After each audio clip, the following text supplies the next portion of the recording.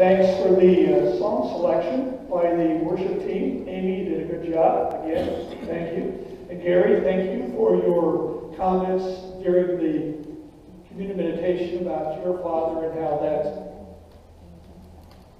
helped you. We have been in a series of sermons called Men of God over the last 3 weeks, including this week. We talked about Elijah, then Elisha, and today we're going to end that series talking about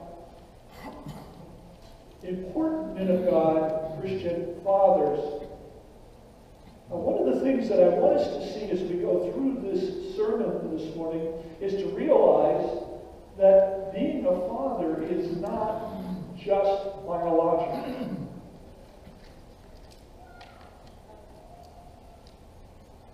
You'll see as we unfold this sermon how that develops in, that being a father is not just biological. But to start off with, I found this some time ago, and it's called A Christian's Father's 10 Commandments. And so I'm going to start off with talking about Christian Father's 10 Commandments. Thou shalt hold no other group more important than the family unit. In all thy ways, being faithful to it. Thou shalt teach thy sons and daughters to love, respect, obey their mother and father.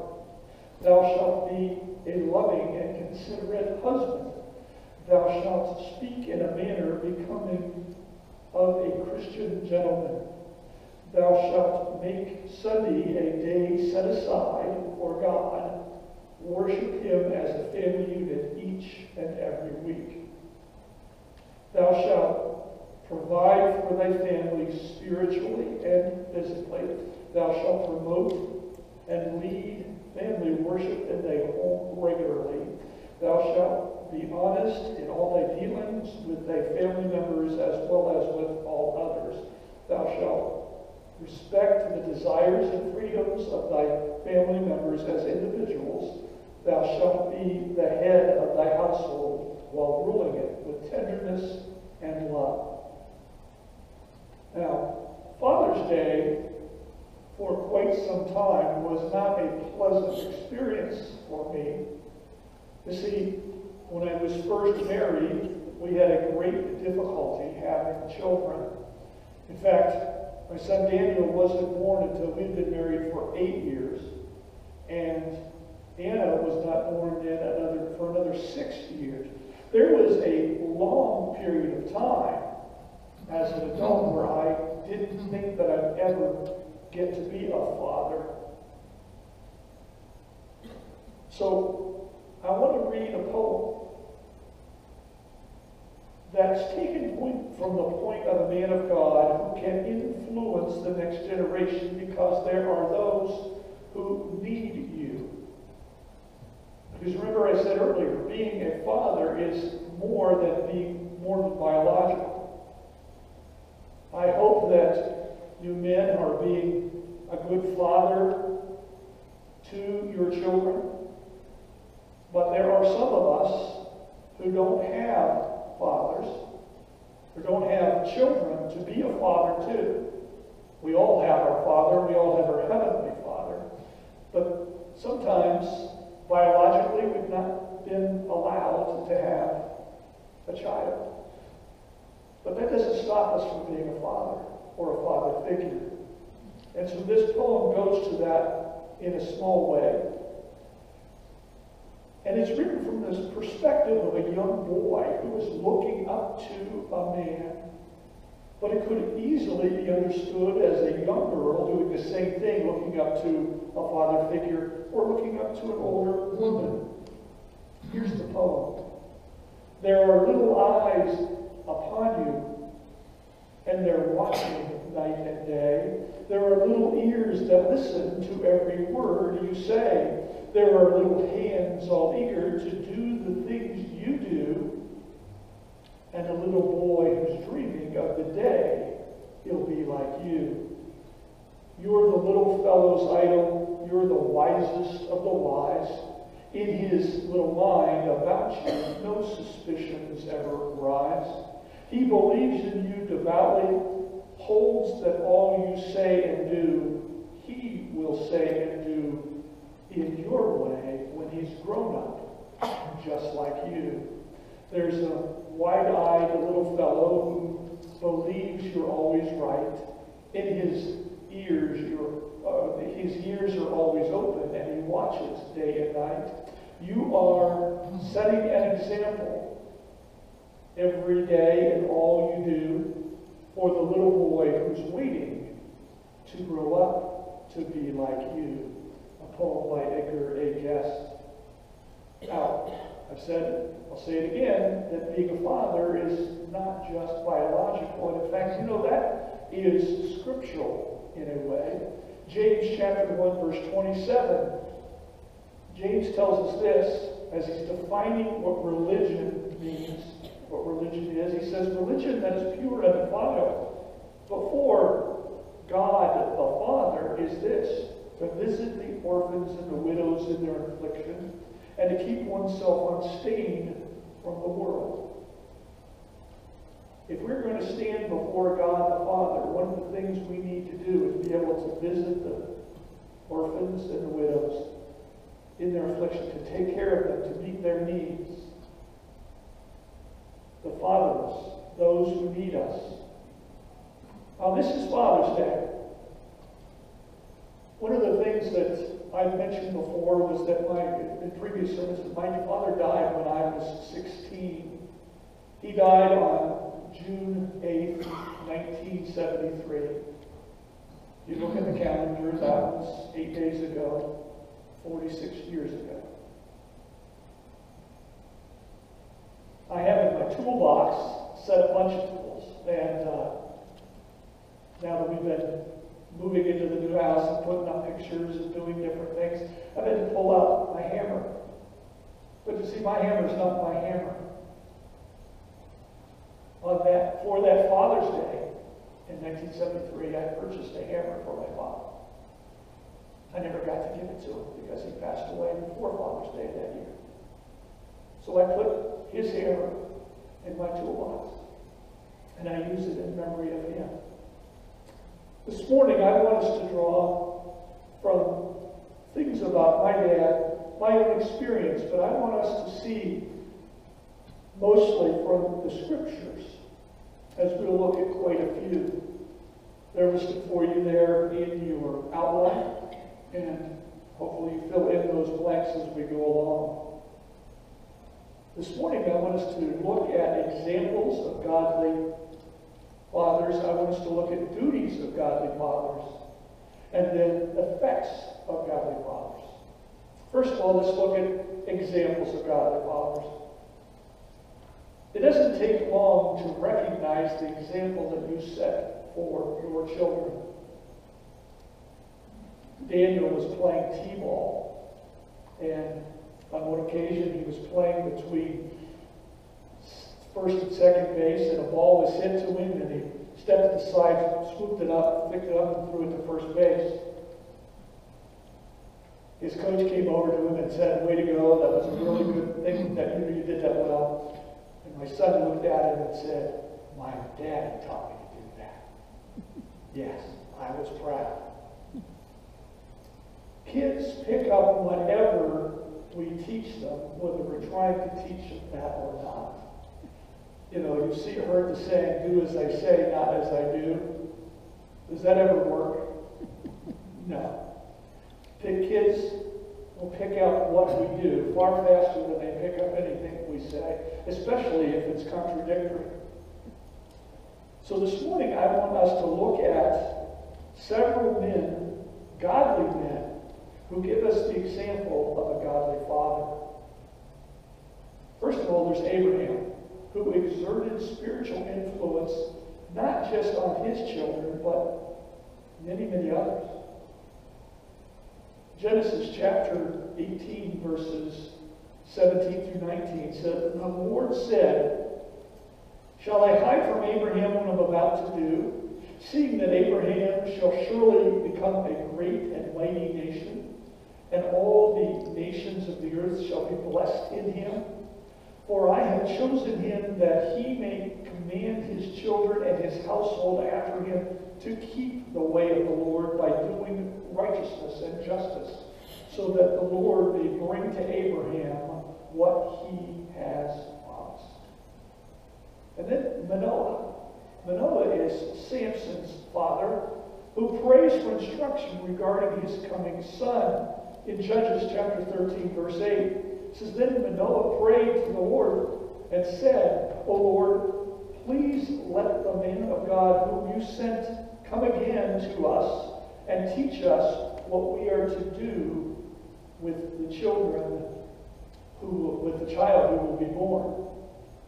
You know, children don't come with a set of instructions, do they?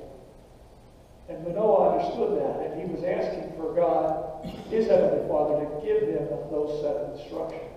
Not a bad request. David, who gives godly advice to his son Solomon in 1 Kings chapter 2, verses 1 through 4. When David's time to die drew near, he commanded Solomon his son, saying, I am about to go the way of all the earth. Be strong and show yourself a man. And keep the charge of the Lord your God, walking in his ways, and keeping his statutes, his commands, his rules, his testimonies, as it is written in the law of Moses, that you may prosper in all that you do and wherever you turn. That the Lord may establish his word that he spoke concerning me, saying, if your sons pay close attention to their way, to walk before me in faithfulness, with all their heart, with all their soul, you shall not lack a man on the throne of Israel. And then if we go into the New Testament, we find a man by the name of Cornelius, who was a godly head of a godly family. And we see that in Acts chapter 10, verses 1 and 2. At Caesarea, there was a man named Cornelius, a centurion of what was known as the Italian cohort, a devout man who feared God with all his household, gave alms generously to the people, and prayed continually to God. You know, Cornelius wasn't Jewish. Cornelius hadn't been raised in a Christian or Jewish culture. But Cornelius, because of his godliness, became the first Gentile convert to Christianity. But not just him. His entire household was immersed that day in the 10th chapter of Acts. So we've looked at examples of godly fathers. How about looking at duties of godly fathers? In my family growing up, it seemed that my father's main duties were to go to work and to execute extreme punishment. My dad had a fraternity paddle that was so long and so wide and covered every square inch of my backside. But my dad really had much more duties than that. Something I remember that my dad did, my dad worked in radio and television, and specifically in television as I was old enough to remember. And occasionally he would have to go work on Saturdays. He wasn't required to be there on Saturday, but occasionally he'd have to go in and to do something. And so he would take sometimes all three of us. Well, my special memories is when he took just me. I was his oldest. I don't know if he dealt with each of us individually the same, but I knew he dealt with me the way he dealt with me when I was with him on those Saturdays. I remember walking through the halls of the TV station where my dad worked and meeting his friends, his co-workers. I felt like I was king of the world. I was so important. He made me feel that special and that important. He would show me around the different things, the way a TV station, the cameras, the different things, and different equipment. And it was just a special, special time. One of the things that, because he worked for radio and television, he got free tickets to different things, movies and sporting events. And I remember the sporting events the most. We would go see we were in the Columbus area, and we would go see the Columbus Clippers. They were the minor league team for the Pittsburgh Pirates. And I had, because of my dad, the joy of seeing players in the minor leagues. And then later we moved near Pittsburgh, and I was able to see those same players, some of those same players, play in the majors as well. We would go see the Columbus Checkers. They were the minor league hockey team there in Columbus.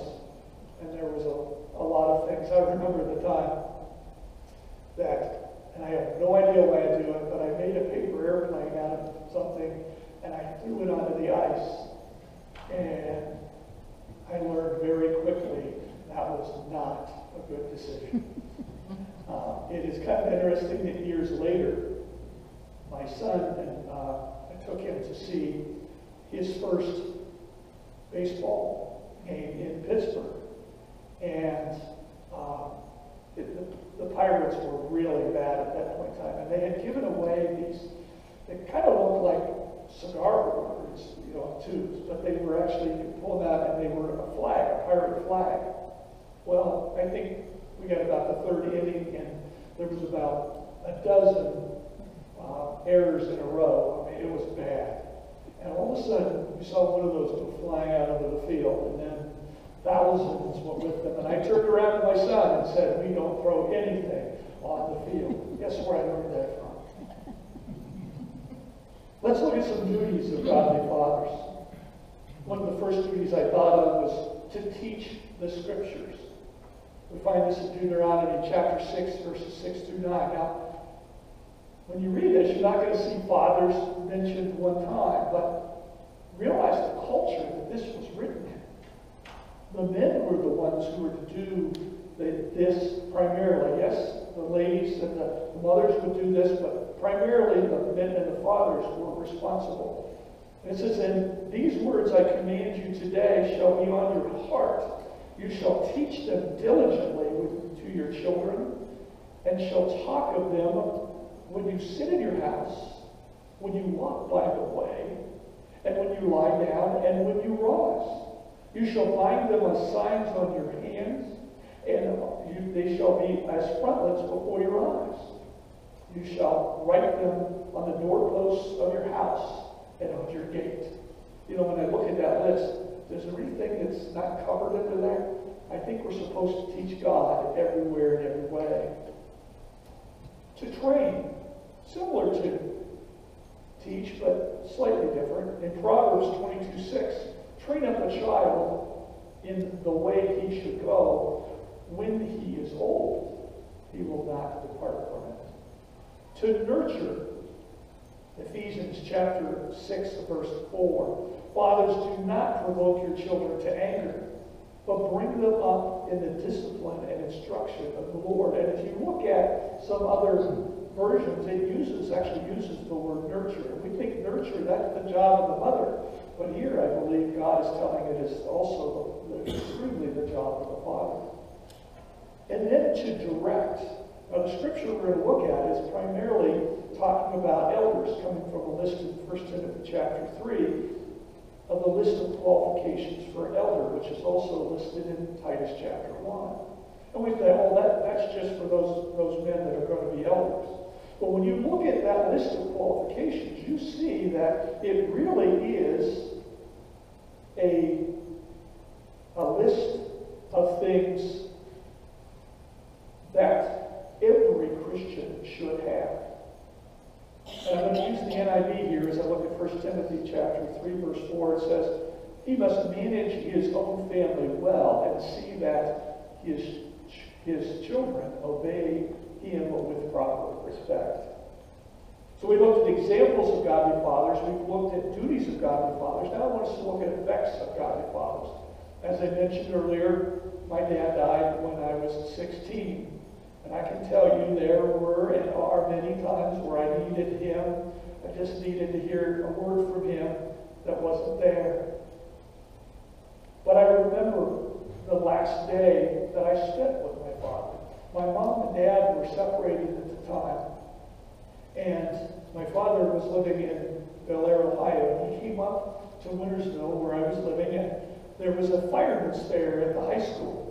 And I remember going on the rides with my dad, and I remember that we were on this one ride called a swinging gym. It was basically this cage that you used. There was no mechanization to it other than your power. You pushed, Dad would push on one side, I'd push on the other, and you'd rock the thing back and forth. The idea was to get it to go over the top and swing around. And we were almost to the tip top, ready to go over on the next time, and my dad started to feel poorly, and he had to stop. And I was so disappointed, and so, all that's all I could think of was, and so we went over, and he sat on the bank over next to where the ride was, and he had bursitis, he thought, in his shoulder. Well, we later found out that they were minor heart attacks occurring, and that was on Saturday. The next Friday, one of those, a blood clot went from his lungs into his heart, and blew up his heart, and killed him almost immediately, they said.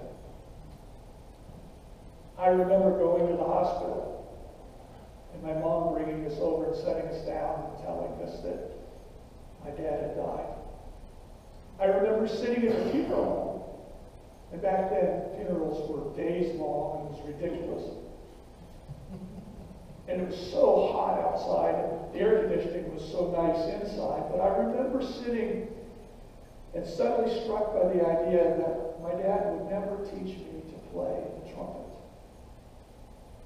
But I remember how my dad instilled within me many things that have made me the man and the person that I am today. When I was looking at this sermon, I thought of this period at the point of the sermon, and I remember the song Sue by Johnny Cash. Remember that? Where the man knew that he was going to be leaving his son and wanted his son to grow up strong, so he gave him a name like Sue. My dad didn't know that it was going to be his last day on June 8, 1973, but he still had been working to instill within me the things that I needed to grow up. I'm thankful he didn't give me the name Sue. But one of the things that I learned from my father is that my father absolutely hated static. He would have loved this electronic tuning on radios where you just hit a station and he would sit by that tuner and he would tune it and tune it and tune it until he got absolutely no static. Part of that same idea was also that my dad taught me a love for electronics. And I really believe that helped me as I gained my abilities to be in IT for as long as I was. My dad also taught me a love of music. Now, my dad was vastly, he was really talented. He was a tremendous baritone. I loved him singing him here, How Great Thou Art. He made that song so alive. I still hear his voice sometimes when I hear that song. Now, if you ever heard me sing, you realize he didn't pass that talent on to me, nor his talent of playing an instrument. But that's why I tell people I'm not a musician, I'm a drummer. So, Jimmy, you know what that means, right? So, but I think Jimmy's a better musician as well. But he taught me a love for music. If you go in my office, just pop in, you're probably going to hear them playing either classical music or Christian music. I listen to a lot of classical. My dad taught me a love for classical music, big band music. I love to listen to big band music as well. My dad also taught me some great jokes that I still use on my children today and drive them crazy with them.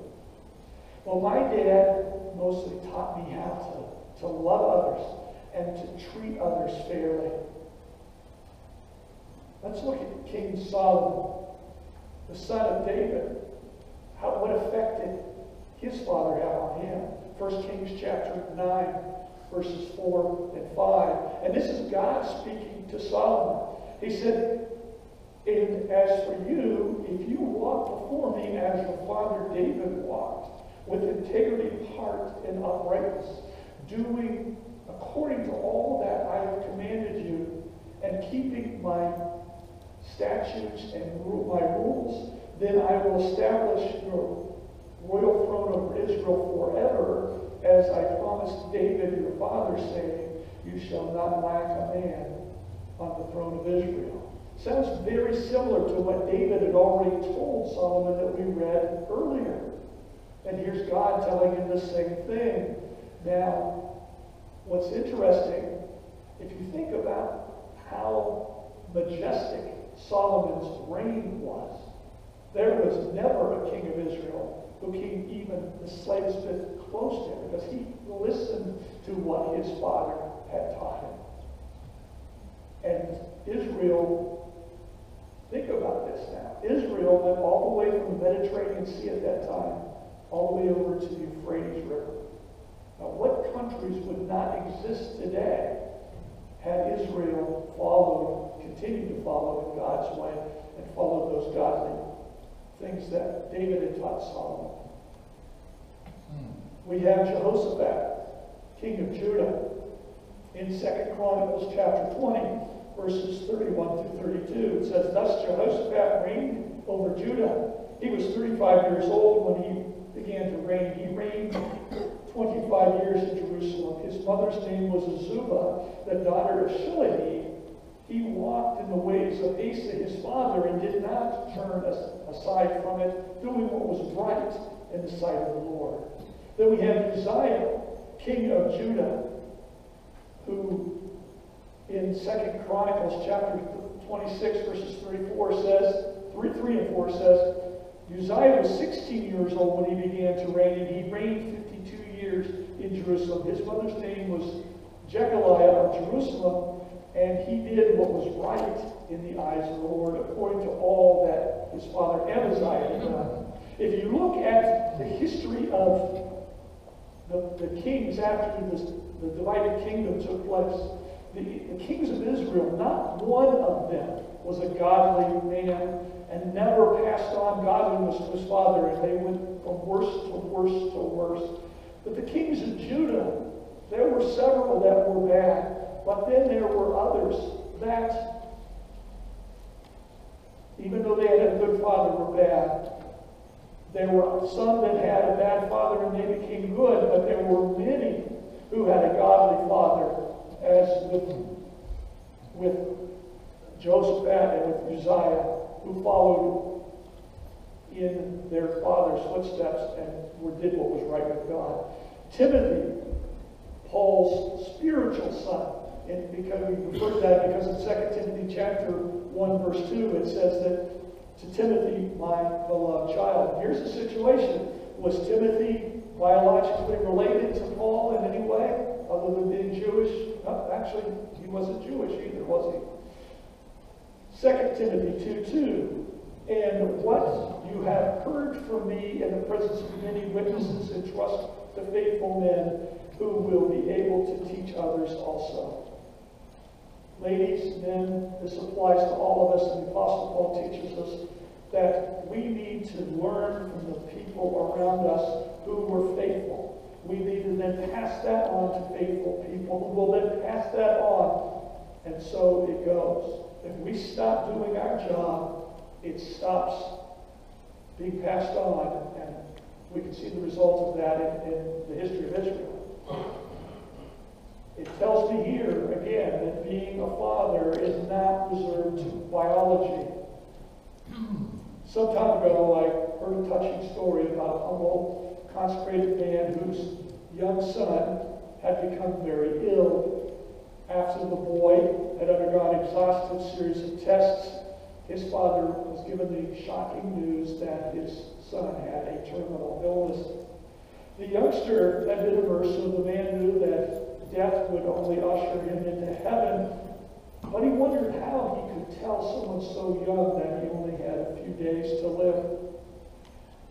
After earnestly seeking direction from the Holy Spirit, the father with heavy heart walked through the hospital to his boy's bedside. First he read from Scripture, then he prayed with his son. Then he gently told his son that the doctors could only promise him a few more days to live. Are you afraid to meet Jesus? Asked the father.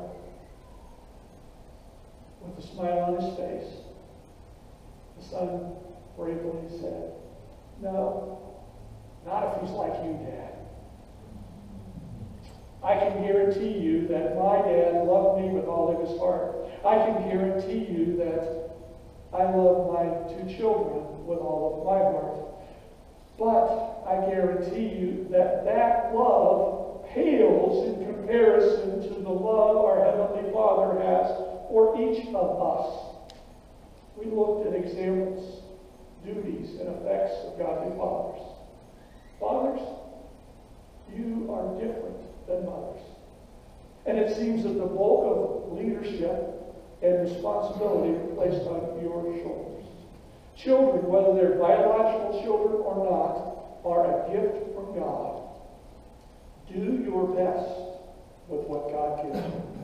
Let's have a great week as the GCC family, loving God and loving people. Oh, speaking of loving God and loving people, next week we're going to begin a study through the remainder of the summer as we look at a book of the Bible written by a disciple who understood the love of his Lord and Savior, Jesus Christ. In fact, he referred to himself as the one whom Jesus loved. Let's enjoy this journey through the book of 1 John and learn how to love God and love others like Jesus wants us to. Let's stand, let's sing. Come, if you have it to sing.